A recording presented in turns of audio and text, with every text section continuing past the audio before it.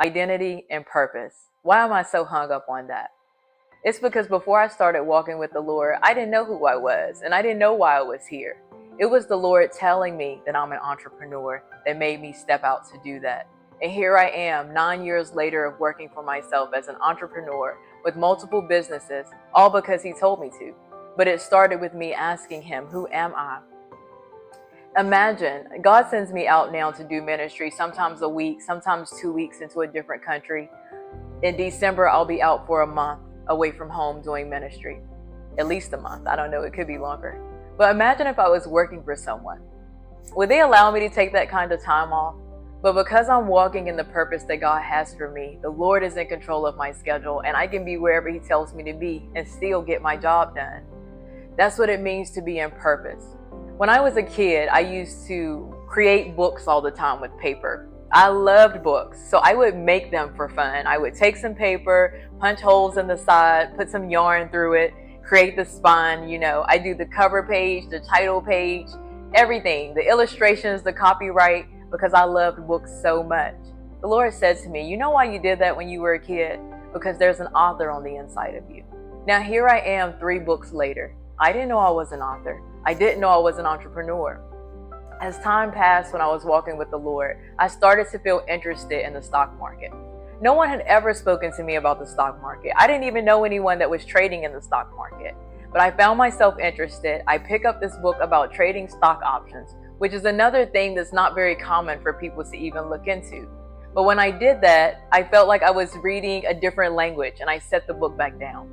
Maybe like a year later, my friend, shout out to you, Tracy, connected me with a coworker that she had not even met personally because she knew this coworker traded stock options.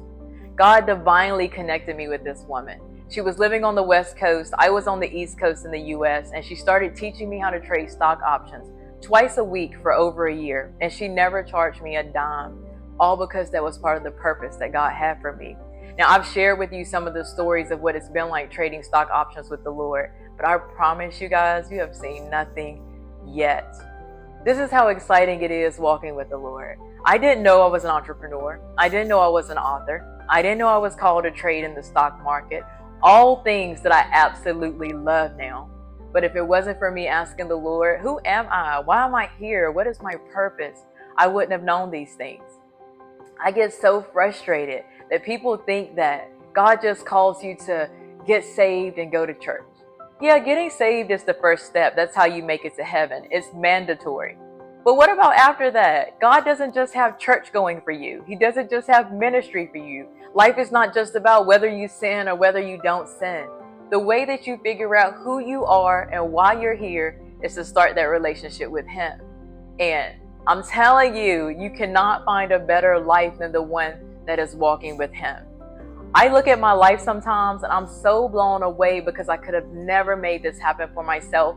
And I don't even think my mind could have imagined that I would be capable of walking in the spaces that I'm in. But it was all because those things weren't my focus. My focus was God. I want to know you, and I want to know who I'm supposed to be in you. And this is why I harp on purpose and identity. It's so very important. The life that you think about, that you dream about, that you feel like is so freaking far away, it's really not. It only takes one step in getting to know the Lord.